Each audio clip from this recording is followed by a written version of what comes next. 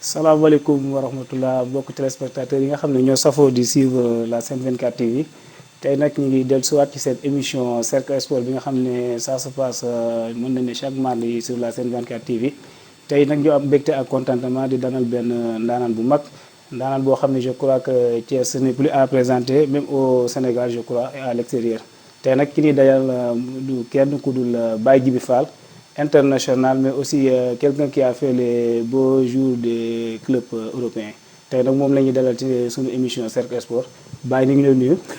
Kader maa ngi lay fay. di leen dalal jàmm fii sama kër.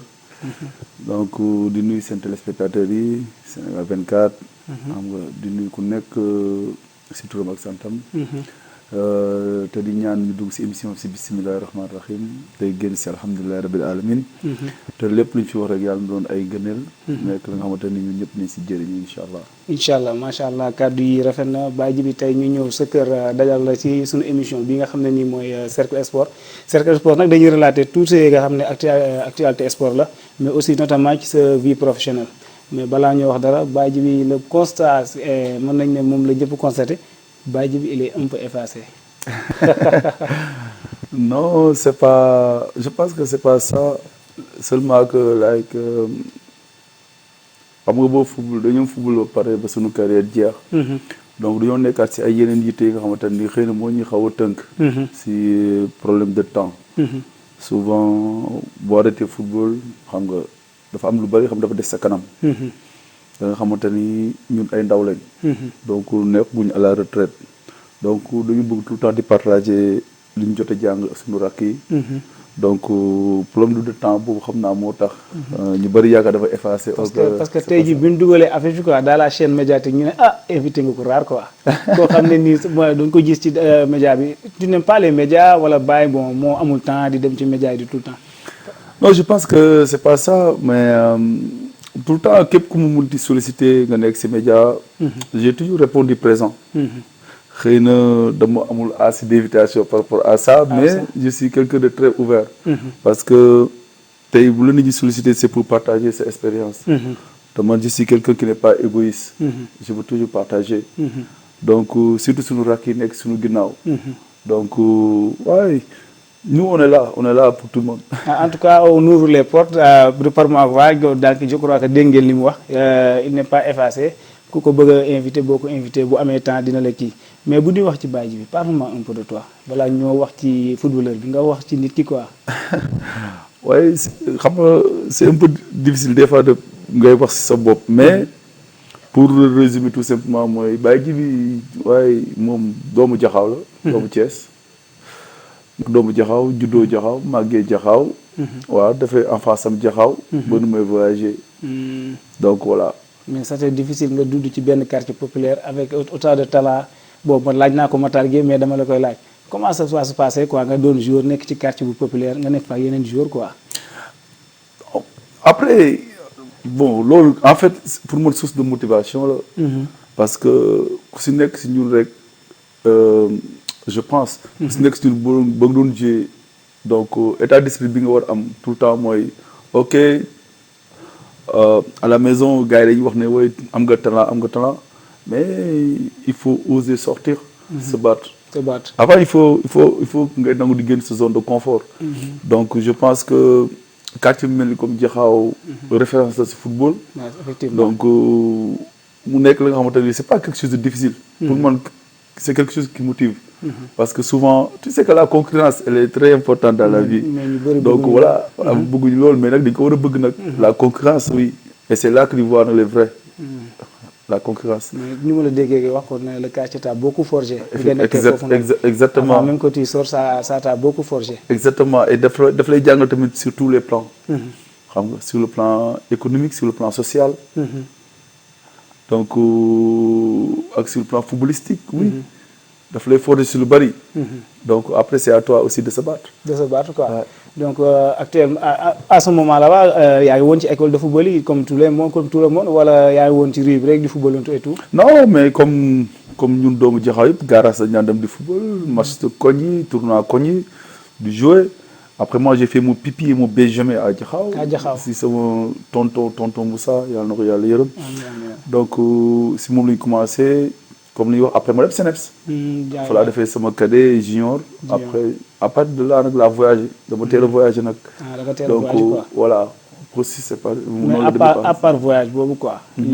Maintenant tu commençais à devenir un joueur nga commencé di am ay notions ci football ak yooyu noonu ci moment boobu nga décidé que ne war nga mën a doon pro wala les choses sont venues naturellement.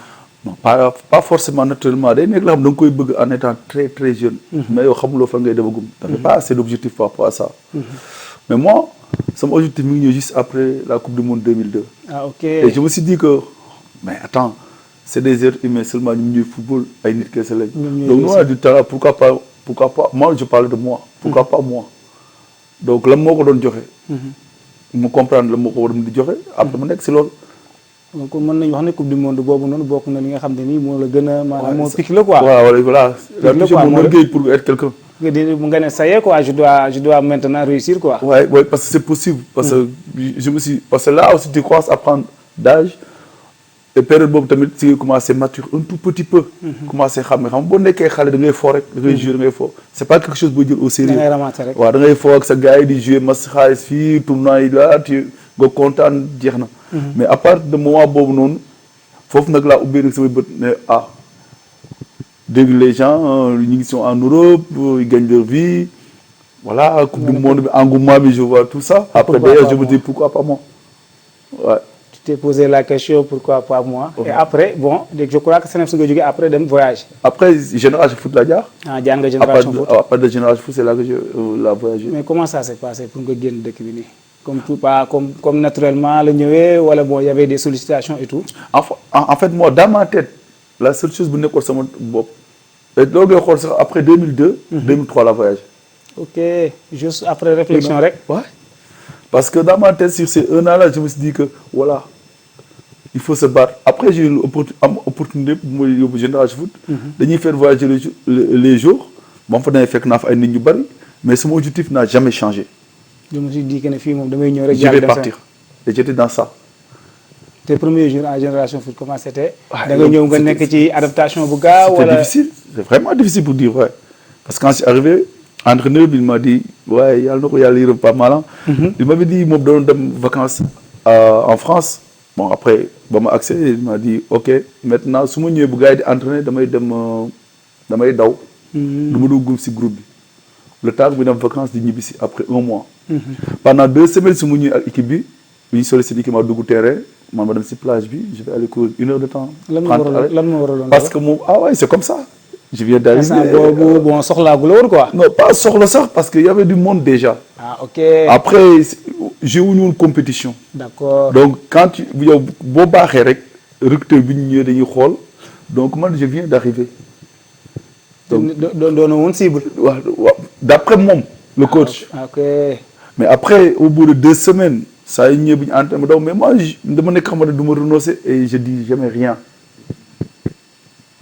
en fait nekkuma nit kuy boudé nit kuy mer nit kuy soir. j'étais pas dans ça.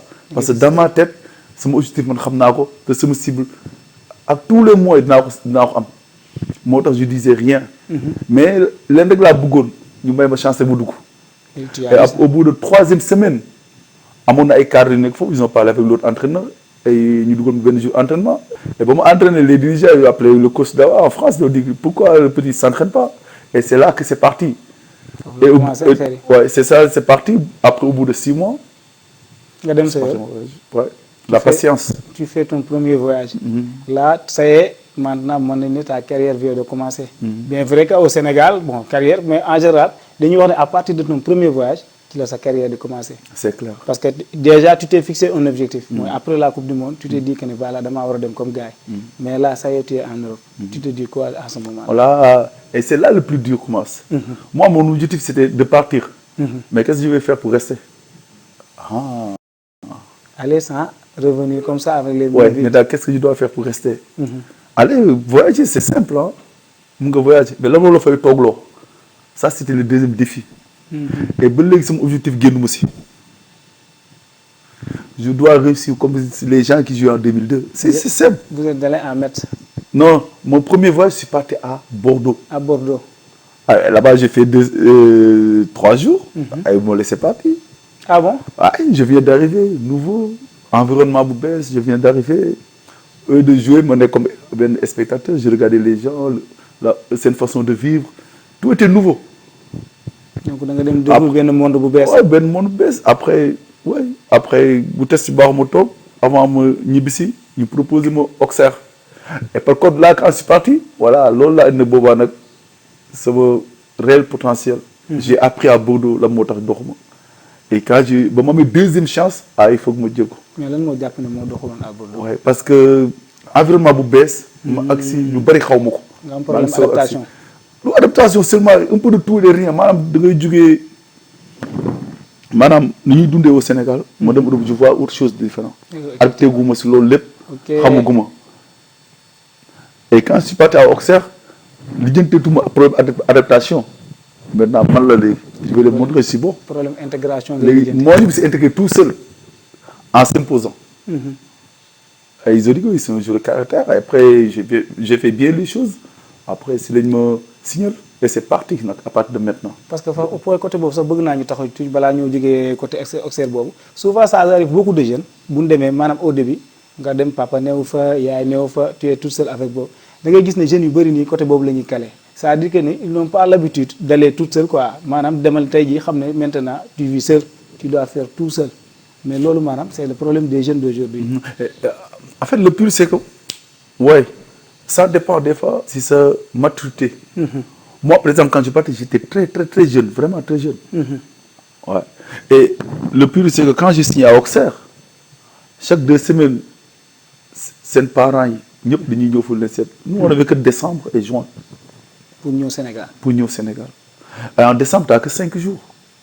Parce que nous sommes comme les pros. Les pros, ils finissent le 22, 23 décembre. Et nous tous devons rentrer le 28. Le 27, tu repars. Parce que tu prends l'avion, tu repars. Des fois, date internationale ou la... Non. Trêve. Trêve. Décembre. Ah, trêve décembre. En France, c'est presque une semaine. En décembre, été, c'est 1 mois. C'était comme ça. C'était comme ça. Mais moi, j'ai appris, que Bordeaux, la motard. Et je ne voulais pas faire même une erreur. C'était le plus possible. Et à part de cela, voilà. C'est mon objectif principal. C'est ça maintenant. S'installer. Parce que moi, David, il faut me mettre ça à Auxerre. Parce que je joue avec qui? Il y a Abou Dhabi qui était à Arsenal, dans le même groupe. Younes Kabou qui était à Tottenham. Kaboul. Et nous sommes champion U16 pour aller en U18. Et moi, j'arrive sur le U18 direct.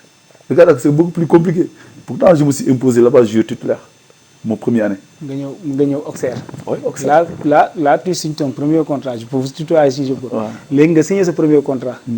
Comment ça s'est passé maintenant? Objectif instant, moi, comme nous avons génération foot, moi, je suis parce qu'on a vu sa carrière, tu as fait les Norvège, tu as fait Danemark, États-Unis et tout ça. Mais la période de France, pour moi, tu avais la chance de ne même pas quitter là-bas, de jouer dans les grands, comme les Lyon et Marseille et tout ça. Pourquoi? Là, on a un problème d'instant. Ok, merci pour la question. En fait, quand je suis arrivé à Auxerre, la GIA, j'avais signé un contrat de 2 ans comme stagiaire. Ah, ok. Après, quand stagiaire, après c'est pro. Stagiaire, direct. Après pro. Après, c'est un choix. Soit quand tu finis ton contrat de stagiaire, soit on te signe pro, ou bien tu pars. Pour la première année, ça s'est super bien passé. Avec les super bien passé. De temps en temps, même j'allais m'entraîner avec les pros. Mais fin de saison, c'est là que j'ai eu une blessure. Ok. Le genou qui m'a gagné pendant 6 mois de terrain. La blessure au mauvais moment. Oui, j'ai le mauvais moment. Et j'avais signé que 2 ans. Après, ça me restait que 6 mois de contrat. C'était mort. Et c'est là que j'ai quitté Auxerre. J'ai fait une bonne première année, mais la deuxième année, je n'ai pas joué. Parce que j'ai cause d'une blessure. Ouais. Je n'ai pas joué, je n'ai pas compétit. Mais ce n'est pas grave. Après, j'ai resté 5 mois sans jouer au foot. Mais maman, il y a un Parce que déjà, Oui. je te dis qu'une partie de mon objectif est mort. Non, waaye mais j'étais jeune. Pour moi, les descentes si kanam dafa bëri. À 18 ans, je suis parti à Auxerre. Regarde, au bout de ça fait 20 ans. Regarde li des si kanam. Plus de 10 ans. Mais yo, lan moo la forger quoi? Parce que bon, les jeunes ne pensent pas comme ça. Voilà, bon, souvent les jeunes ne pensent pas comme ça. Bon, il y en a qui sont bon blessés, rek, tu commences à te douter quoi. Est-ce que c'est pas mort? Mais yo, yaa ngi naan am na lu des. Oui, parce que ça, c'est l'entourage qui fait ça. Ah, oui. C'est l'entourage qui fait ça. C'est la force de l'entourage. Oui. Parce qu'en étant très jeune, amago y a une maturité boobu noonu. Ah, ok. Mais ceux qui sont derrière, comme mon frère Omar, donc il y a lui était là-bas. Aïe, tout ce courage que j'avais là, c'était lui. Hein. Même moi, demain, un mois de doute comme tout le monde. C'est lui qui a été toujours c'est derrière. lui qui galvanise les choses. Ça va se passer comme ça, continue comme ça. Après, j'y crois. Après, j'y vais. Après, il était derrière vraiment. Mais après, non, on connaît ton relation avec ton frère. Parce que man xam naa ci yu bëri parce que ndaxte daan nañ ci waxtaan tous les temps. yàlla na ko yàlla yërëm. Mais donc nga am ku mel ne kooku mu lay jàppale. maanaam di la conseiller. donc yow d'une part am nga benn arme. léegi bi ko jógee ci blessure bi di période boobu noonu. après nga rebondir. Oui, mais le plus c'est que blessure bi bàyyiwuma. Après ma génn Auxerre, j'ai resté 3 mois avec toujours le même genou enflé. Et j'étais là comme ça à Paris, hein, au calme, tranquille. nga toog. Ouais. Mais après yaa ngi envisagé. Non, j'étais calme. Après et tout. J'étais calme. Mais après li ngay calculer c'est depuis le football. Maintenant pour nga jouer il faut nga wér. Maintenant talatoo football looy tal léegi. yaa ngi ci sa rééducation. L'éducation, il faut nga wér. Et tu vois que ça ne va pas. Mais bon, quand on revient un peu en arrière, tu as fait une bonne année en première année. Donc forcément, période boobu noonu en U18, tu avais des sollicitations.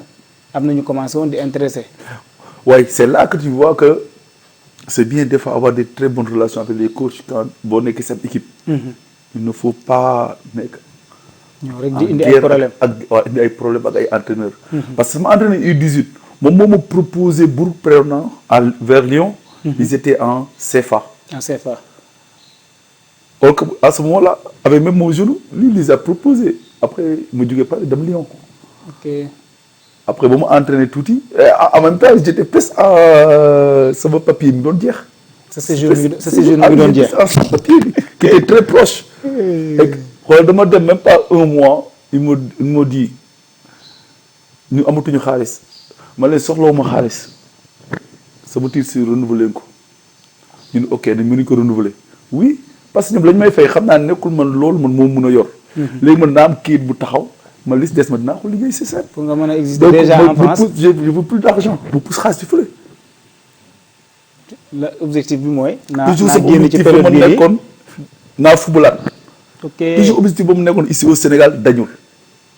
léegi tane naa léegi naa fubal sama kayit bi maa ngi jeex léegi dafa leen ma kayit bu leen ma fay man naa joué rek. naa joué rek. waaye je joue te ba ma joué ma commencé di yëg nag sama bopp nag ndànk-ndànk après si loolu benn équipe bu nekk France Vitré nekk côté Rennes. jënd si ñooñu jël si ñooñu. te ba mu ne foofu nag laa gën a sentir nag allez sama tànk nag bàyyi carrément je joué 15 matchs en CFA j'ai plaqué 10 buts deuxième partie saison bi. quand ma def loolu si 2005 jàpp 2006 bi juste loolu kese si la signé Danemark Pro. 2006 de ce coup. ah ok mais avant ñoo dugg ci sa période en Danemark nii bon toujours en France parce que instant boobu noonu wax nga ñu ci sa blessure wax nga ñu après les clubs que tu as rejoint mais maanaam force boobu noonu. le fait que nga nangoo toog sans argent et tout nga liggéey pour lan maanaam amaat beneen point de chute nii. te pourtant c'est le problème de beaucoup de gens. tu as parlé de ton frère macha allah mais aussi ak période boobu amoon nga agent boo xam ne doon na la guider di la choisir di la donner en tout cas les meilleurs choix actuellement boobu. si amoon naa agent. parce que si période bu ma tànnee ba dem Bourg Prévenant. ñoom njëkk nañu ma yóbbu Danemark. ok ñun ma da ngay signé ma dem ba ñibbi signé wu ma ñoom nag foofu lañ ma commencé repérer téema comme jour. ok après ñu toog ba mu yàgg ñoom encore ñu gisaat ma may continuer di jouer ñu war ma Danemark deuxième fois Odense. nga demaat Odense deuxième fois ma dem fa deuxième fois war a signé wu ma ñibbiwaat léegi troisième fois ma leen dellootuma nag léegi saison bi jeex ba may nekk Auxerre sax ba saison bi jeex ñoom njëkk Brøndby équipe bu gën a mag si Danemark. ok boobu Michael Laudrup moo fa nekkoon moo tax test yi baax ñu léegi moom la ñuy xaar parce que boobu saison yi tëj nañ mais woowaatuñ ma mais ba ñu ma woowee 4e fois pour mu dem nag Danemark ma leen dew ma Voilà, pourquoi nga bëgg a parce que j'ai fait dem naa 4 fois à chaque fois on me dit que c'est bon tu dois signer je signe pas léegi nag si laa bëggoon toog nag France nag bëggatuma dem. mais où beneen équipe CFA bëgg ma jëlee vitré yóbbu ma côté c'était où vers Nice beneen dëkk encore mais il me paye beaucoup plus nag léegi xaalis bi ma xaw a bëri tuuti samay bët. quand tu as un salaire maintenant de 1 million 500 pour nga voilà nga commencé gagné xaalis xam nga loolu bëri na affaire yooyu noonu parce que li nga doon gagné bëriwul yaa doon gagné benn 500 600 mille jóg jéeg-jéeg ne la ok dañu la fay léegi benn 1 million 500 da nga naan maintenant gagné naa sama vie. waaw da nga naan affaire yi léegi léegi nag c'est là nag la mu ne da ngay dem 4e fois bi au Danemark ma ne ko dew ma et par contre foofu nag comme li war a ñu Omar ñëpp ñu mu di demal. ñëpp ma ne ko ok c'est facile naa demat mais su ma demee. je vais rester faire que 4 jours là-bas bu ñu jëlee baax na bu ñu jël baax na mais ñu dem foofu comme par hasard boobu Tidiane Sané sax mën na ma seede ñoo fa descendoo ma ak moom. lundi mardi lañ entraîné mercredi on a joué match amical premier mi-temps ma dugal 4 Tidiane dugal 2 si premier mi-temps boobu la ñu signalé j'ai même pas fait la deuxième mi-temps. ci même journée bi lañ leen signalé dañuy jël ñu signé ñu mag Tidiane. moo tax ma Tidiane ñoo signé contrat pro ñëw njëkk a nekk Danemark commencé au Danemark quoi voilà exactement. mais là aussi mën nañu ne Danemark c'est un peu différence de la France déjà ci côté climat bi aussi mais aussi maanaam environnement bi c'est un peu différent. oui mais j'ai appris quand j'étais ba mu nekkee Bordeaux. que football c'est quelque chose d'universel nañ bàyyi dul excuse naan non c'est que dëkk bee làkk y a pas ça c'est que terrain bi mooy wax c'est pas làkk beeg des gauche et droit. de toute façon bu bal bi demee rek après à l'entraînement ça c'est universel à l'entraînement les matchs ça c'est quelque chose boo xamante ni soxla woo làkk. mais souvent gars yi dañuy wax ne les entraînement bi mooy difficulté fa la ne parce que là ku xam football on sait très bien que les séances il faut nga expliquer ko nit ki comprendre pour boo ko doo koo def beaucoup de jeunes joueurs loolu la ñuy wax quoi ñu ne ce sont les entraînements le problème mais pas les matchs. oui mais xam nga il faut être intelligent. souvent loolu lay wax même fii ba suñu centre bi sax kuy soog a ñëw. man tey bu ma demee tey à l'entraînement ñu def circuit de passe.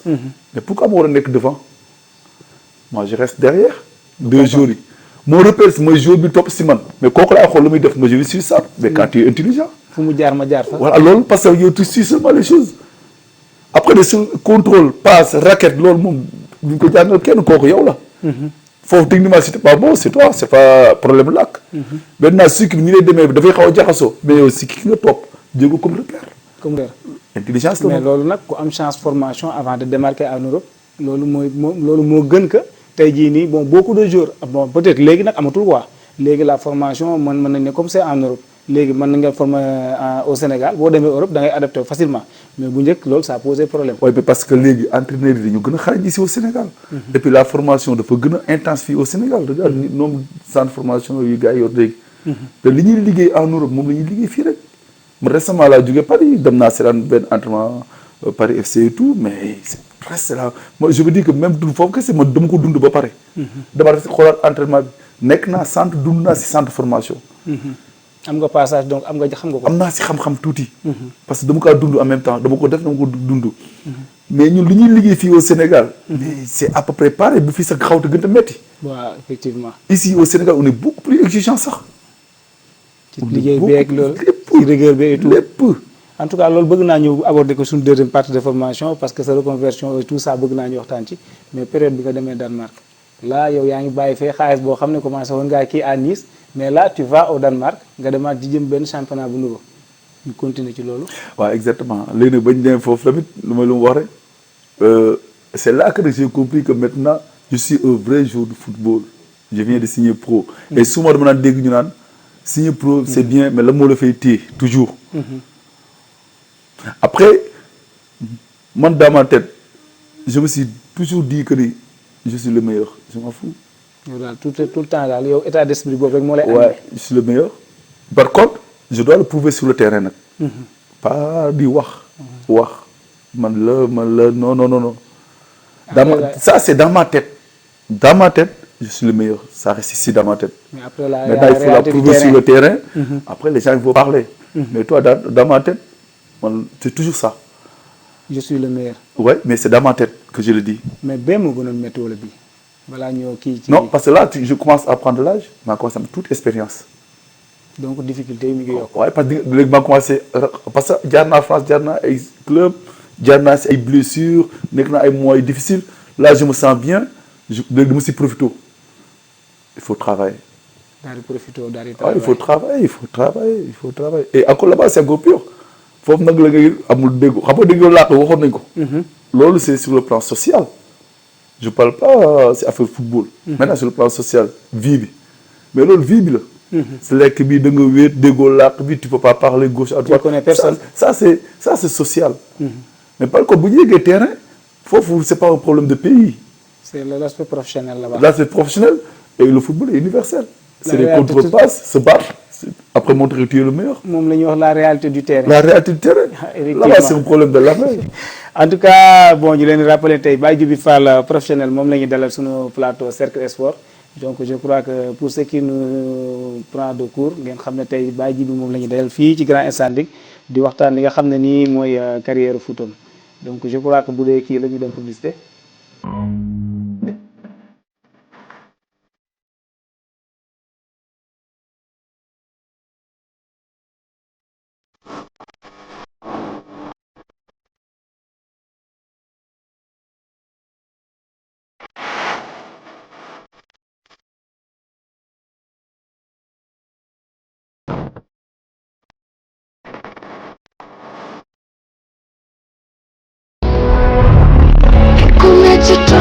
Конече мою морда без музика, но то му предам се.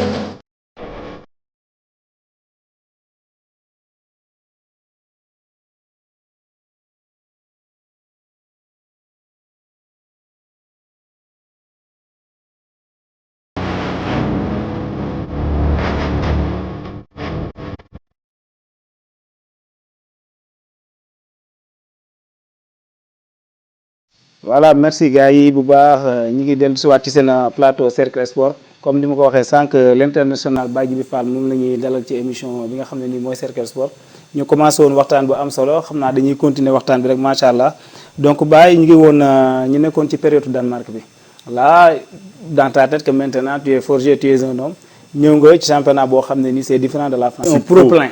Ah, pro maintenant je veux rester pro. Parce que club bi nga dem c'est un grand club aussi au Danemark. Oui, c'était rentable. En fait, si vous voulez, l'équipe bu nekk deuxième division la far yéeg première division jël coupe Danemark. Donc man ba may ñëw dañu waroon commencer jouer les préliminaires coupe d'Europe. Coupe d'Europe. Et quand je suis arrivé ouais Fenerbahçe moo ñu éliminé dernier tour. Dernier tour pour ngeen accéder en poule. Ouais, parce que ba mu ñëwee voilà ñu ngi gagné di dem après ñu dem après championnat bi. Première année c'était pas compliqué mais équipe buy soog a yëg la. Il y avait des joueurs beaucoup plus âgés et man dama bokkul ci jeunes yi donc xam nga ak ñoom seen mentalité. non équipe promu tout le temps c'est comme ça. Ouais ak ñoom tamit seen mentalité au Danemark ñoom c'est la discipline. foofu nag daf ma jàngal lu bari ci football. au Danemark eux c'est la discipline. La discipline quand je dis la discipline vraiment c'est la discipline. Nous on était des jeunes après voilà le pire c'est que man dama daan jouer ak ñoom entraînement dañ ma doon gañ bu baax. mais problème de jalousie la woon wala loolu. non mën na nekk parce que dama ñëw fekk ñu jël coupe Danemark ba pare man ma ñëw nekk titulaire ci kaw attaquant ya fa newoon. te ñoom ñoo jël coupe Danemark ñoo yëg équipe bi. côté boobu laa doon bëgg a laaj sax le fait que nga ñëw rek di jouer. waaw léegi te li ma jaaxaloon mooy bu ñu demee championnat bu ñuy jouer. man bi ñu ma gaañee ñoom ñoo jël part. te man des fois damay confuse. ngeen ñu demee gars yi entraînement mais en match ñu may protéger kenn du ma laal. est-ce que du loolu la ñuy wax ne professionnalisme. Et j'ai compris à la fin au bout de 3 mois 4 mois. Le capitaine moom moo si moom il m'a dit Djiby regarde ñun xam nañu yow xale nga am nga potentiel pour dem beaucoup plus haut. ñoom dañoo jël âge sont dans les trentaines déjà. mu ne li ngay def nii yëpp c'est pour te préparer pour demain. Le capitaine te dit ça et là j'ai compris le message. nga capté. Mais malgré tout ça li ñu doon def yëpp musuma woon ak indiscipline. musuma fayu musuma histoire. toujours da nga garder sa calme rek. Calme et bu ñu demee match quand il me défend moom damay mel ku ruus parce que dama pas ruus quoi damay mel ku jaaxle. dama naa mel ñi la bu ñu ñëwee à l'entraînement lundi ou mardi ce sont les premiers qui cassent par contre jàngale mi tamit la ma doon football danois bokk le football européen. waaw ba léegi nii boo ko xoolee à cette époque là. su mu naan jouer di am carton. wala di ragal dem contact. ñoom ñoo naa ma demal contact su ma demee contact bu arbitre bi ñëwee ñoo may pousse wax ak arbitre bi. ñoom seen làkk y avait les styles Tofting, tu te rappelles Tofting, tout ça. copain ñoom Fadiga. Ouais, ils étaient là. moom après foofu nag man moo ma gën a jàngal lu bari. si àdduna ak football ak caractère. waaye ils m'ont vraiment formé. mais pas diggante bi nga doonee maanaam passage boobu yëpp nii y avait l'équipe nationale Petite Catégorie et tout ça tu pensais retourner au pays période boobu noonu wala. oui am na benn match bu amoon espoir bu mu ñëwoon vacances Karim Sega woon na ma. mais ñu ñëw on était en regroupement mais finalement match boobu mujj am. mujj am loolu mooy je me rappelle de ça en 2006. en 2006 waaw. ñëwoon naa vacances donc après ñëw donc gars yi commencé woon nañ la di la xam. oui mois boobu noonu oui parce que après mois boobu Randes benn année laa fa def. benn année nga def. waaye entre coupe Danemark éliminatoire coupe d'Europe yooyu noonu joué ak championnat bi. j'ai marqué 26 buts. mais Baye man moo doon secret Baye si Baye Djibi parce que dans tous tes passages bon on y reviendra parce que je crois que y a la Norvège et tout ça et même États-Unis tout le temps tu es obnubilé par le but.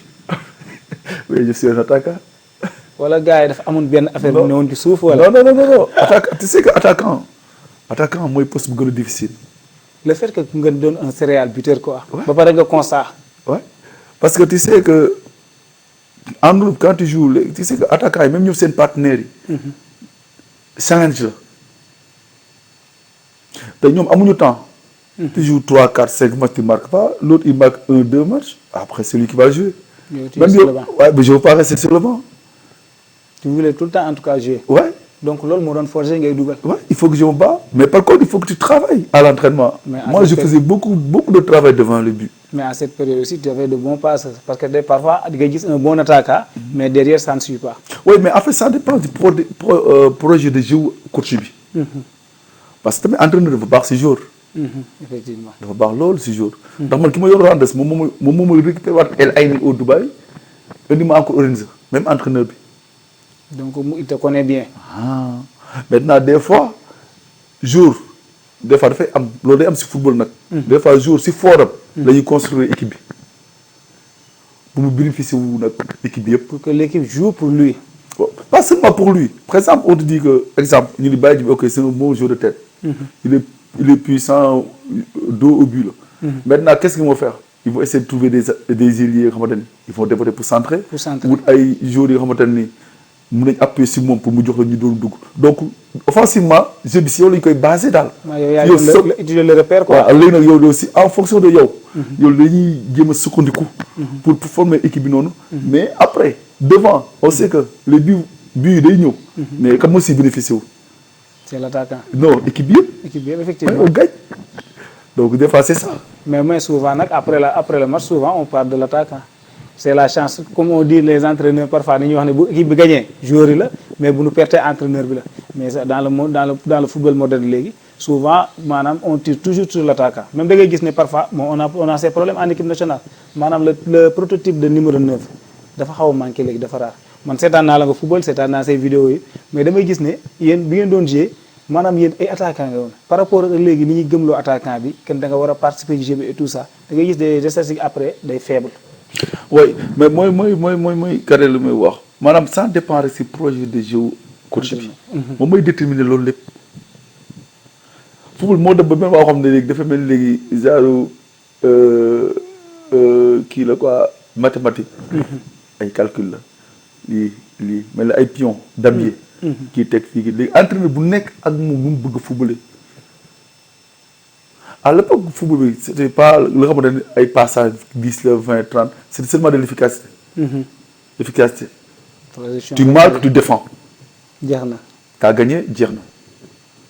c'est ça. J'ai beaucoup plus rapide que maintenant c'est beaucoup plus tu vois jeu position la ñuy def transition garder le ballon possession schéma di tourner une deux pour troisième essayer voilà c'est des trucs comme ça.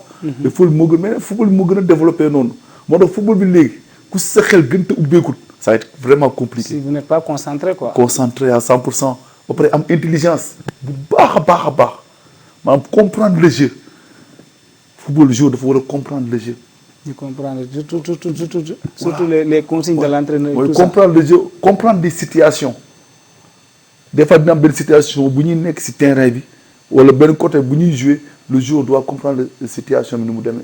qu'est-ce qu'il doit faire ñaaw njort ak yooyu. waaw ñaaw njort un peu de tout ak lu ñuy préparer lépp. balaa ñoo jógee côté rendeuse boobu noonu j'ai une question à te poser. Je te propose 3 personnes. Kan Lewandowski, Julien Alvarez. Tu te vois en qui? Julien Alvarez, l'Argentin là, qui est au Atlético Madrid. Tey jii nii Badji bi il se voit en qui sur ces 3?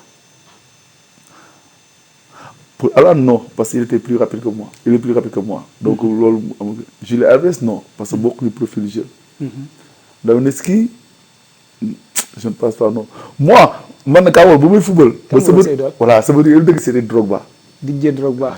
Combattant. Dreadlocks yëpp. Non, pas seulement Dreadlocks. Sa façon de jouer, comment il dit, comme nous utiliser yaramam en tant qu'attaquant. Il savait jouer pivot moom. Pivot. Moi, quand je jouais pivot là, j'étais pas trop rapide. Mais je sais que je jouer avec sama yaram. Tu jouais intelligemment quoi. Non, je sais utiliser sama yaram. Le Drogba, il faut utiliser le yaramam. Sur les deux. Je l'ai tout ça, il est costaud, intelligence, si je man loolu lépp daf ma neexoon donc dama ko daan xool tout le temps lan moo tax muy def ne muy dugalee yaram nan la su ma dem entraînement dama koy def te su ma ko defee dama siy gis ne ah ok. Mais est-ce que parce que vous étiez costaud aussi loolu aussi ça a joué aussi parce que bon gis nañ de plus en plus attaquant costaud léegi sax pour nga am ko c'est difficile dañuy wax ne africain yi jamono jooju lekkuñu mais yow boo demee Europe yow ci gis nga ne tu es costaud tout ce qui t'entoure yow tu sais que ne tu peux faire la différence facilement même bu dee talent bi mi ngi fi mais aussi da nga doon jouer ak la force. Mais tu sais que jouer ak sa yaram même tu es costaud jouer ak sa yaram mais intelligence la.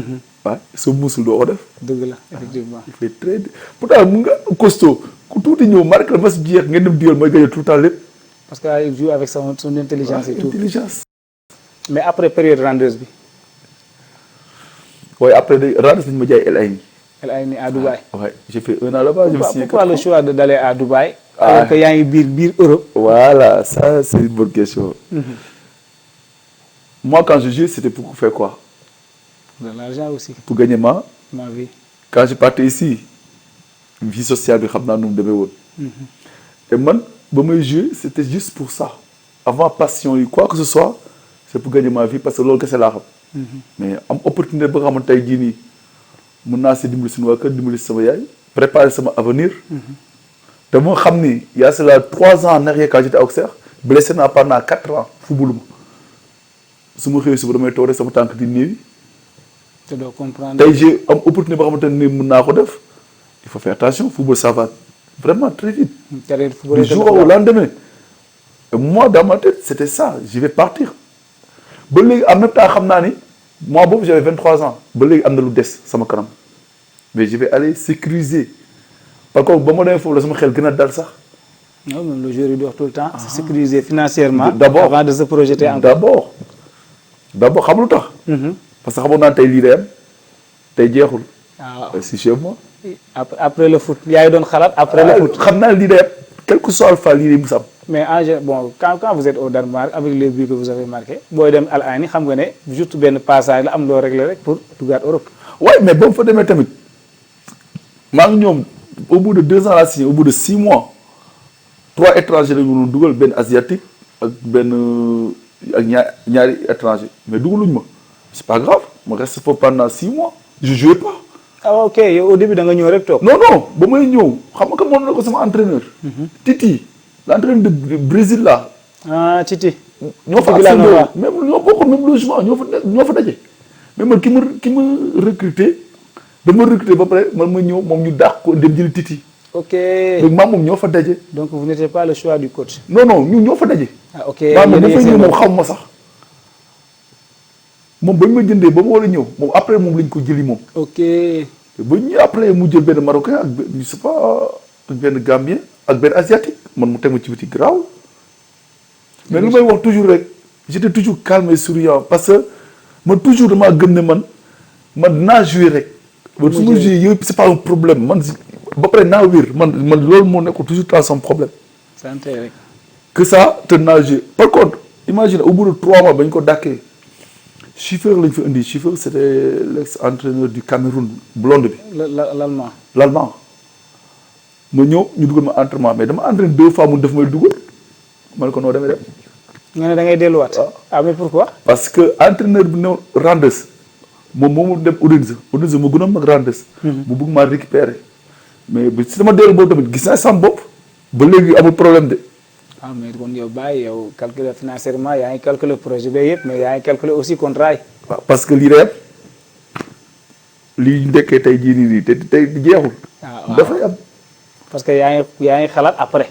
dafay am ensuite tamit sama yaay mi ngi fi am naa ay frères sœurs. am nga benn situation boo bàyyi. bu baax bu mag sax gab bu yaatu bu metti. mais instant bi nga commencé doon pro bon yéen de tur yi mi ngi commencé fàttu aussi. Ouais, mais c'est pas ça suffit pas. parce que yow moi je joue pas pour régler des trous. kon ba ma fiy jógee dama fay bàyyi trou bu mag bu metti sur le plan social. ba may dem il fallait que je mette la maman à l'aise 100%. Ça c'était mon objectif principal. La preuve avec boobu demee ay j'ai commencé direct. nga commencé projet après moom ma mère m'a donné feu vert maintenant léegi naa xaar sama bopp ba mu ma joxee feu vert man si moom rek laa doon nekk ba ne ma léegi xaaral sa bopp laa doon ko lii nag laa doon xaar si yow. ba nga ne ma léegi defaral sa bopp mais boo ma ko waxul woon si yow rek laay nekk ba nga jox ma feu vert je l'ai pas demandé laaju ma ko ba xam mère léegi ma def lii. ba mu ne ma léegi nag defal léegi commencé xaar sa bopp boobu nag laa tourné nag commencé nag oh lii laa doon xaar mais pas seulement moi mais j'ai des frères et sœurs. nga commencé nag dugg ci yeneen projet et tout ça. oui mais après toujours je me battais pour tout le temps monter mais bu ma ñu organiser aussi 4 ans laa fa signé une année laa fa def ñu jaay ba Lokomotiv Moscou. ah tu as fait beaucoup de pays de l'Est. Oui. Souvent les pays de l'Est quoi. Oui. daa mel ne côté boobu noonu période boobu daal bon parce que c'est des pays yoo xam ne jege nañ trop Angleterre te je crois que ne footballistiquement mën nañ ne Angleterre mooy championnat bi gën a ëppee mais yow amoon nga benn plan de carrière parce que bon jugee nga Danemark dem nga Russie aussi période boobu aussi dañ doon fay. oui normal. Et Lokomotiv aussi est un très très grand club. très grand club sax. mais aussi un pays très très fort. Comment ça s'est passé cette période-là à Lokomotiv. jaar naa Danemark dafa sedd.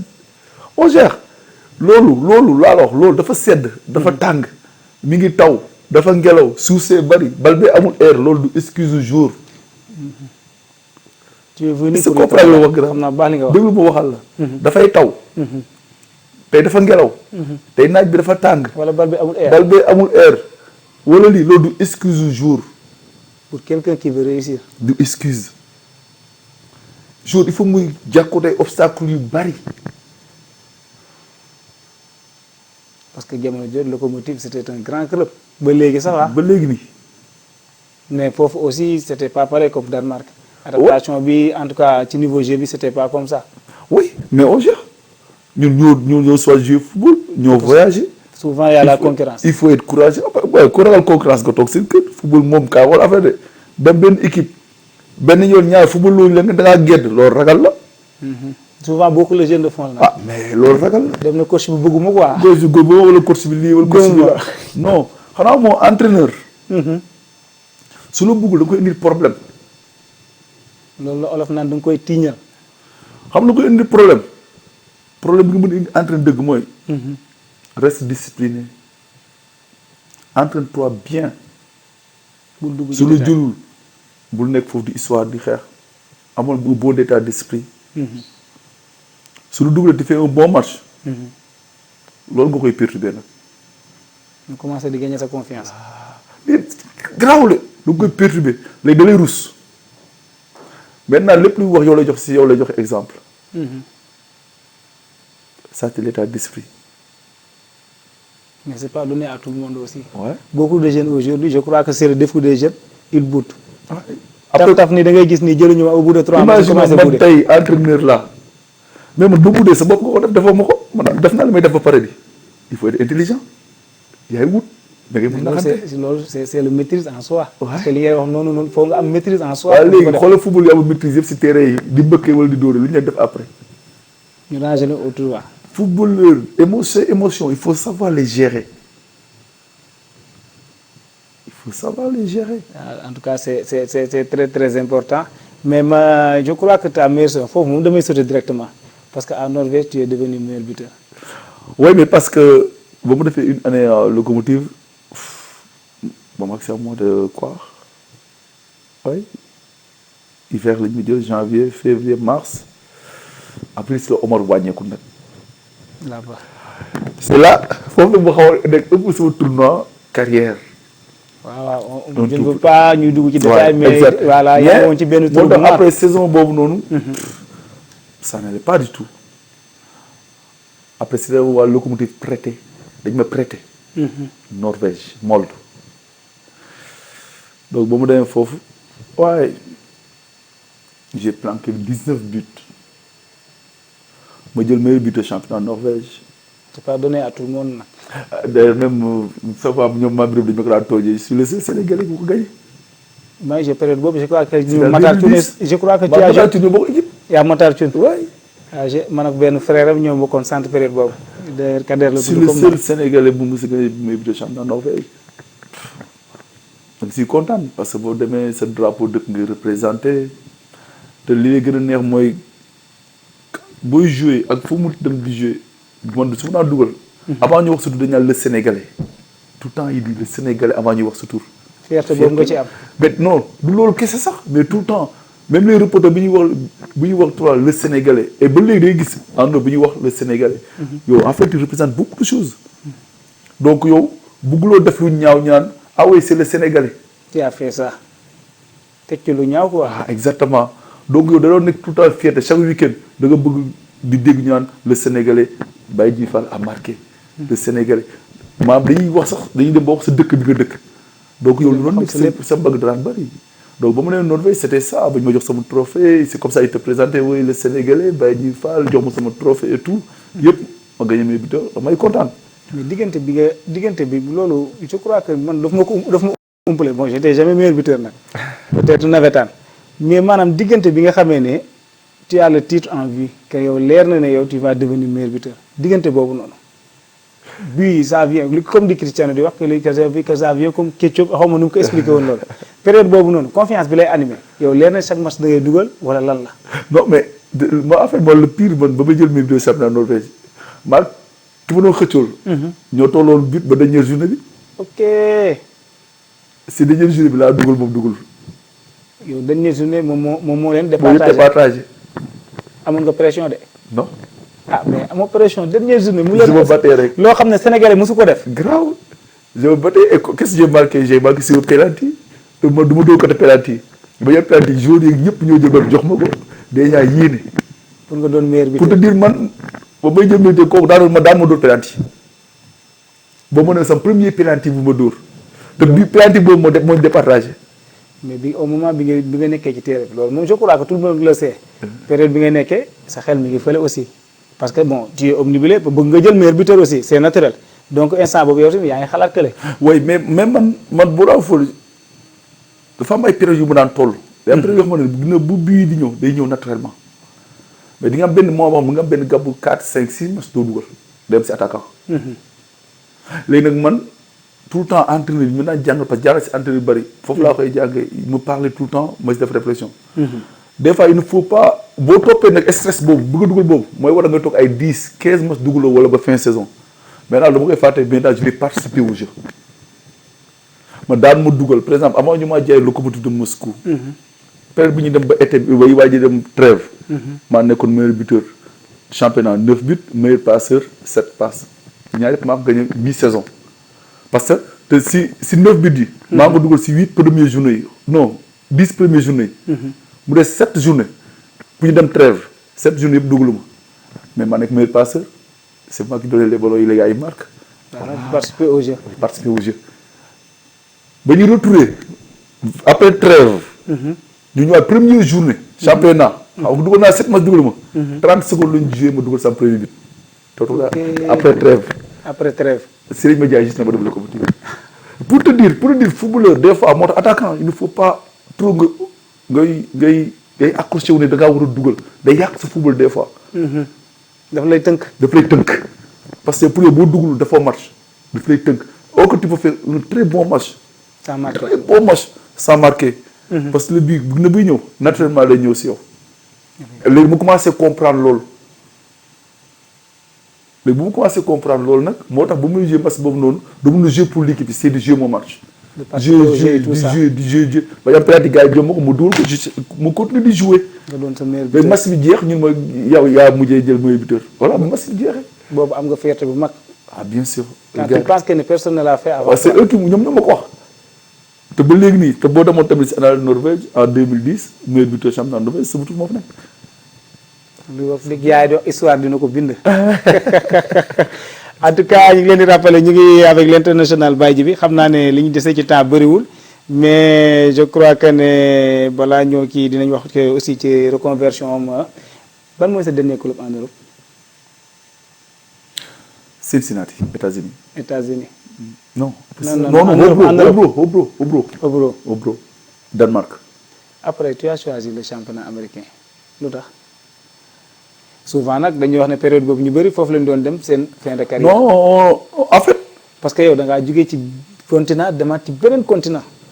aventurier laa de.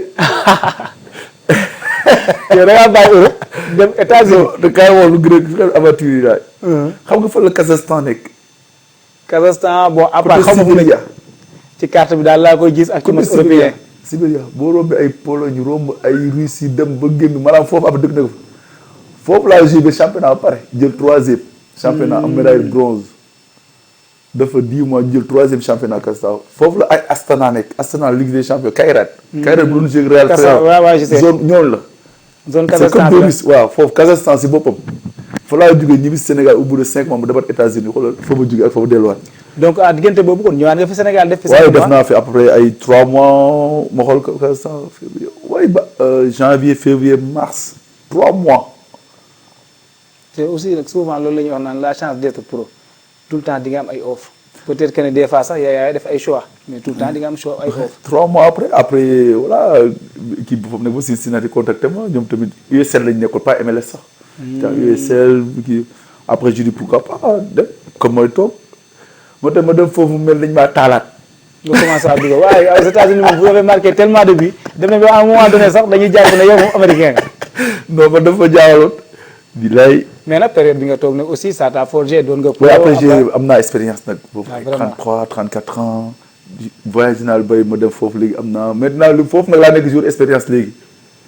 nga ne fii vais terminer ma carrière ici moom.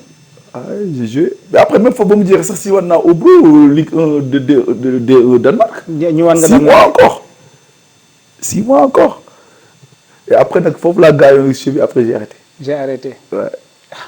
gars yi seetaan pour ngeen tey moom dama ko bëggoon a wax loo peut-être que def nañ suñuy recherche mais on le laisse parler mu wax ci kii peut-être bon moo ñuy gënal que ñuy jaaraat nii parce que on a fait beaucoup de recherche man moom honnêtement bi ma defee recherche laa ne mii qu'il a fait tellement de clubs te pourtant maanaam bon voilà il reste tout son coin bon les gens ne parlent pas trop de lui peut-être à Thiès bon on parle de toi mais tey jii nii bu ñu xoolee sa passage yëpp li nga fi wax yëpp bi ma ko xoolaatee moi je me suis dit qu'il a fait du chemin après bon balaa ñëw dugg ci sa reconversion au Sénégal et tout ça après maanaam sa carrière boobu yëpp tu te sens comment.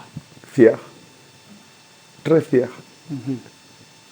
très fier. parce que souvent dañuy di boo xoolee tey sa yaay xool sa njaboot nga jaar ak ñoom tu te dis que ça valait la peine quoi. non très fier de ce que j'ai fait. le seul regret kay ma am kay moom tuuti mooy peut-être grave yi fekk ko. ah non mais attends ouais voilà nous on est croyants on est croyants vraiment. mais très fier de ce que j'ai fait. parce que fierté weesuwul pas yow li nga def exactement. mooy sa yaay kontaan yow si yow. surtout loolu. fierté weesuwul sa yaay fu mu toll yow di la ñaanal pas man li ma liggéey di ma def. et dans la vie naturelle moom lu ma nekk ak moom. lu may sekk ak moom damay def ak moom. lu ma jaar ak moom. fierté weesu tout le temps sa yaay di la rappeler say valeurs di la ñaanal fierté weesu nga dem ba sa yaay ruus la. fierté weesul ba sa yaay bi wax sa mënu yëkkati baatam. fierté dem na ba sa yaay buggul yow nga mer. fierté weesu dem na ba xamante ne tey jii nii sa yaay bu la gisul day jaaxle bu la gisee la xelam di dal. moom da la gis rek xelam dal na. nga dem sa diggante ak sa yaay tollu foofu te loolu dafoo ko parce que yow la yàlla dimbali de. si famille bi de déedéet. mais sa comportement vis-à-vis ak moom respect bi nga ko jox ak lépp lu mu bëgg mu neex ma man ak man mu naqari ma damay def moom lu mu bëgg man des fois par exemple mais bëgg maa def la man neexuma mais tu le fais quand même. pour bonheuram moom même bu fekkee man maay mer kooku man la engagé c'est pour moi à l'intérieur de même toi, quoi. à l'intérieur de moi même moom su moom damay gis di si am contentement garaawul je le fais fekk am na benn signe de grincement mais yow da nga koy gérer rek. pour moom tant que moom bu may def ma siy kontaan rek naa te man fierté boobu laay am après tamit sama carré tamit amu si benn regret parce que alhamdulilah maa ngi sant non alhamdulilah parce que bon mën nañ ci témoigner parce que man j'ai fréquenté trop tôt à Jaxaaw daan naa digg bàyyi ji bi jusqu'à un jour benn jour tam xarit nga jugee je crois trêve nga nekkoon ñu doon jouer NOA xam naa loolu doo ko fàtte nga dugg ñu centré le benn ci buntu surface bi sama kaw sax nga tëb mbëkk boobu moom gënoon naa tuuti comme table bi ñu paree match bi jeex ma laaj gars yi kii ka la ñu ne ma bàyyi ji bi man leen kii dina dugal kay ku mën a taxaw ci buntu surface bi mbëkk mu dugg ba pare man leen sama kaw la mbëkk image leen mu wàccoon sama kaw jour tam xarit gars yi dañu ree après boobu image boobu laa am ci yow ba après bi ma commencé la gisaat nii booy ñëw vacances et tout à travers aussi ndaxte ñu koy nuyu de passage pourtant c'est un très grand joueur mais je me dis qu'il n'a pas eu la chance que toi comme que toi quoi je sais parce que moom bi nekkee étis man daf ma impressionné woon de la tête waaw il était à l'aise je crois moo la mënoon nag waaw loolu lépp mën naa nekk moo la mënoon de ok ndaxte ndeysaan waaw mais nag boo yàlla moom mooy tracé kenn ku nekk sa destin il faut accepter ñun ñëpp peut-être amoon nañu ay talent mais moom da ngay nangu ndogal yàlla boo bañee sonn mais maintenant bon xam naa ne foofu mooy suñu jeexal émission ta reconversion maintenant li ma waxoon Ousmane Doye maintenant on vous appelle coach waaw coach Baye loolu lan la lay def léegi coach coach Baye wala coach BDF loolu la ma gars yi di jox de ah gars yi BDF li la jox quoi BDF wala coach Baye bon xam nga c'est loolu plaisir la en fait ba nga xamante ne tey jii nii tamit li nga jàng à l'extérieur yëpp te mënu ngaa ñëw toog nekk sa leneen yàquloo kenn dara tooñoo kenn te boo tam kenn du la si wax dara parce que tu es indépendant nga préféré non dama bëgg a partager nag li ma dund ak samay rakk bëgg tamit sa rakk yooyu tamit foofu mu gën laa sut si ñoom ëllëg seen ëllëg gën a baax sax yow sa bos te xam naa ni yàlla mën na ko léegi nga bëgg a ñëw li nga jàng bitim réew te xam ne moo fa nekk parce que lu may wax toujours mooy man chance ma am mooy dama jaar centre de formation maanaam dama jaar lépp luy passage si Europe si football lu mu war a jaar yëpp da nga faa jaar dund situation yooyu yëpp pour man normal la waruma am parce que ku gis àdduna dañ kaa jàppale àdduna koo gis àdduna rek mu am fa mu àgg jàppale nañ ko de dëgg la man dem sama devoir teg ma wala jàppale samay rakk te bëgg naa partager ak ñoom lu ñu as ñëpp lu ñu jàng ak expérience bi nga jot a ramasser expérience bi ñu am moo tax souvent gis na booy dañ naan bàyyi di yuuxu rek dafa exigeant fekk naa la séance kay ma ne booy jaxaar yéen a ngi doog a am course fekk kii moo bàyyi léegi ñëw fekk na yàlla am na sax du loolu bëgg mu baax kese la xam ne ni ñuy doxee nii boo gisee nga dem ba si mer di si yuuxu pour nañ ko bàyyi parce que lii du nekkul lii dañu war a raconter ñoom te xool nag koy def nag ak yéene ak xol te booy war nañoo jàng ci loolu quelqu'un qui a fait une carrière glorieuse ñëwaat di partager wu ak temps am je crois que booy dañ cee war a profiter te ñun loolu ça nous manque à Thiès je prends votre exemple ba mën nañ démarrer ci Albouri-Laax boo xoolee après sa carrière mu ñëw reconversion jàppale na jeunes yu bëri tey ji Baye ji bi di ko def Ousmane def d'autres qui le font je crois que ñun jeunes yi dañ ci war a pour man tirer en profit avant que tey ji yéen ngeen dem toog mën a nekk ci leneen mais noo gisee jeunes yi léegi fii nii à Thiès y a beaucoup de talent mais mais tu vois que bëgg nañ ko d'abord il faut nga bëgg ko léegi soo ko bëggee dafa am lu mu laaj sacrifice et football sacrifice bu mu laaj c'est tout un ensemble du xëy rek tax daal chaque 6 heures du matin ma dem suuf sa ñëw ngoon gi ma dem jouer ji demaat salle gym up and down non il faut que tey jii nii les jeunes ñu ñeme génn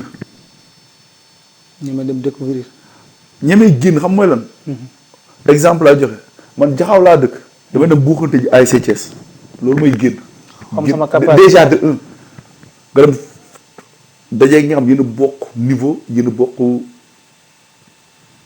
maanaam bëgg-bëgg. même capacité même capacité bi. et c'est là ngay xool ba xam foofu situation bi nga si génn ou pas et c'est comme ça tu progresses foofu boo fa génnee. forcément tu seras le meilleur non. mais kan moo bëggul meilleur. tout le monde. ban équipe moo bëggul jouer bu baax. mais il faut se faire voir ñu gis la. li may wax jeunes yi ne yéen war a doon seen propre agent. voilà il faut se faire voir léegi fan laay dem da ngay dem fa xam ne foofu dañu fa gis surtout des football Sénégal dafa neex. waaw léegi xool match yëpp dañ koy téléviser Ligue 1 Ligue 2. national et tout. lépp ñun sax national bi sax amee suñu caméra boo bëggee ñu vidéo wala xool ba léegi football si suuf amatul. entraînement si suuf amatul. loge nourri. loge nourri léegi lan mooy problème bi.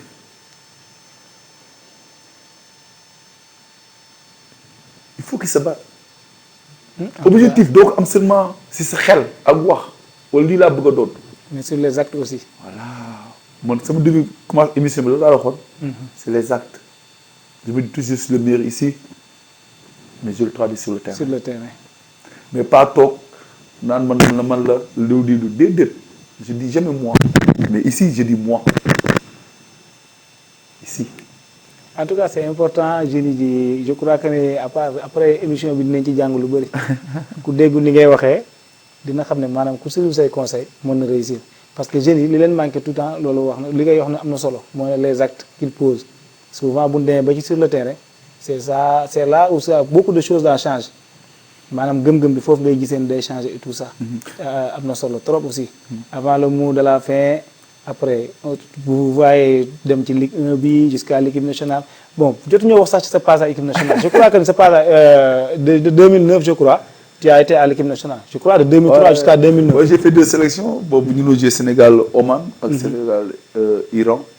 boobu foofu la woon benn match Iran lañ ko joué. benn ñu joué ko Oman waaye. mais bon autant moom c'était pas facile comme léegi nii nga xam ne équipe nationale bon c'est plus accessible qu'avant quoi. waaye mais xam nga àdduna. nit ki maanaam li ngay wax rek li nga mën a fier si yow li nga mën a proud si yow tamit bu fekkee côté footballistique donc ngay wax noonu. maanaam da ngay xool bul xool toujours yow ñu nekk si kaw. yow xoolal ñi nga xamante ni bëggoon nañu ko sax mais bu doon une fois ñu am ko. te yow nga xam ne yow naam sax gënoo leen ay de.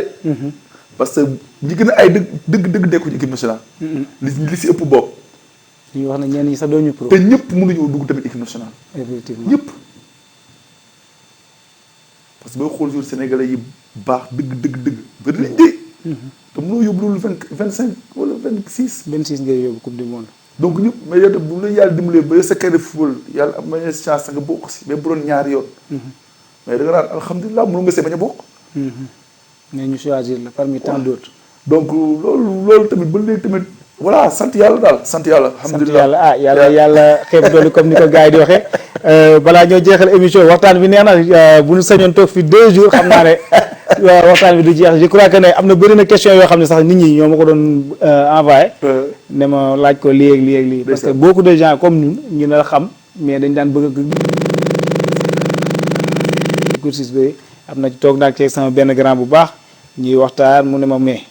kii kon def na lii yëpp ma ne ko gis nga aussi di profiter ci émission bi aussi di remercier Jules Cissé parce que moom à chaque fois bu nu waxee rek moom vraiment daf ñuy prodiguer ay questions boo waxee rek mu ne yow ndaanaa ni nga invité kon jarul may ñëw ma bàyyi jibeeg Ousmane doo ñëw mu ne ma non yow ndaanaa ni nga invité donc ñu ngi ko ciy remercier sinon focus bi rek récemment je crois que ne Sénégal joué na ak Brésil on a perdu 2-0 gis nañ problème yi ci am problème de reconnaissance terrain bi Pape Thiaw wax na ko et tout ça loolu peut-être dinañ ci gën a yaatalaat parce que c'est des questions yoo xam ne ça mérite débat retard du bus et tout ça un match organisé par un promoteur yooyu aussi je crois que noonu war nañu weer si yooyu de bàyyi waay c'est vrai que aussi mais c'est malheureux quoi. gars yi nañu respecté suñu équipe nationale faut toujours que mu am ay quoi surtout au niveau des joueurs des équipes africaines. non suñu équipe nationale moom football bi moo toll benn niveau ba nga xamante nii. waaye il faut ñu gën a jox cër suñu équipe nationale bi xam nga respecter leen parce que ñoom rek ñoom. déjà ñoom maanaam ñoom imposer nañ loolu du respect. wane nañ ko déjà wane nañ ñoom voilà. ku dégg ñoom dañ leen di respecter. voilà ñoom def nañ ba nit ñi léegi respecté na leen. donc na leen gën a jox cër rek incha allah. lépp ah d'accord quoi de toute façon quoi ak yooyu dinañ ci gën a waxtaan championnat Ligue 1 bon yi ci gën a fës mën nañu wax la deuxième défaite d'affilée de Jaraaf sama équipe bi temps yi moom ñi ngi ci kii bi quoi mais aussi di féliciter le travail accompli par Malick Daf à Teungueth FC depuis mu quitté Jaraaf je crois que il est dans son lignée deuxième victoire d'affilée moom aussi. ñuy wax ne aussi la défaite triste de Walidane à la dernière minute face à Pikine 1-0 ñuy encourager coach Sélé je crois que ne mardi prochain incha allah on profite de l'occasion moom la ñuy am sunu plateau coach Sélé incha allah mardi sinon di rappeler événement bu mag bi nga événement boo xam ne nii c'est une première à Thiès ñu war a sargal les sportifs thiessois baay bi moom xam naa ne di nga ci bokk incha allah bëgg nañ sargal les sportifs ay ñu mel ne Pape Bouba Jaxaaw am na ñu may wax naan sama émission bi moom waa Jaxaaw saf nañ ci sàpp Jaxaaw ñoom ay pour gars yi ñu comprendre ko noonu donc on a fait des efforts dem nañ ci émission commencé woon nañ zone bi dem nañ stock yooyu yëpp c'est normal période bi ñu ramasser côté Jaraaf parce que c'est des gens yooyu aussi ay Baye Djibé ay Ousmane Ndoye de c'est pas facile parfois ils sont pris donc ñu comprendre ne bu ñu amee occasion mën a jël ramasser ku mel ne tey ji coach Sélé il est en plein championnat donc on a fait monts et merveilles sax pour am ko mardi pour mu ñëw émission mais incha allah gis nañ proposition yi te dinañ ñëw incha allah ci projet yëpp waxtaanee yëpp bàyyi la mot de la fin tey moom kontaan nañ trop ci dalal bi. non mais dalal jàmm xam nga kër gi seen kër la donc di sant ñëpp. di sant ñëpp ñu toog ñu seetaan di ñu déglu. di wax ne nag lépp luñ si wax rek te nga xamante ni nekkul lu jublu ngeen xam ni ma dama matul rek. waaw bëgg mu baax rek. waaw de bonne foi daal laa ko doon waxee. voilà lépp lu si baax rek ñu xam ne yàlla boobu suñu borom la. di sant waa télé bi yëpp seen déplacement c'est pas facile. xam nga di encourager seen liggéey. si rafetlu bu baax a baax a baax. di nuyu sama xarit yeeg yëpp xam nga. di nuyu sama soxna tamit madame. macha allah spécial baax ci la bokk de sama doom yi waaw parce que moom moo waa defar fii ba fii rafet. ci la bokk donc voilà di nuyu tamit sama yaay ak toute la famille. di nuyu ñëpp daal. ak xarit yeeg yëpp et tout quoi di leen remercier encore une fois. incha allah. macha allah am na solo tey moom tey DG laa indi. tey DG télé bi indi tey moom laa indi ak sama technicien bi Ahmed tey yeneen techniciens yi moom ils sont sur le terrain mais ñu ngi koy remercier bu baax Baye Djibi parce que c'est quelqu'un qui est très très fiable waaw on le connaît pas personnellement dégg rek lañu daan am ci moom mais lu nit entourage am gars yi boo waxee ñu ne ñu non c'est quelqu'un qui est accessible il n'est pas comme ça affaire yooyu noonu xam nga nit moom boo xamulee xamoo ko mais vraiment wane nga ne ku oyof nga nit ku baax nga te macha allah jàng nañ lu bëri aussi à tes côtés tant que je le rappellerai rek pour l'événement du 7 février incha allah mais incha allah prochainement di ngeen am tout ce qui est programme pour émission pour l'événement du 7 aussi incha allah ñu ngi leen xaar di leen jox rendez-vous incha allah le 6 décembre d'ici là dañuy wax ne portez-vous bien mardi prochain avec coach Sélé merci beaucoup ciao ciao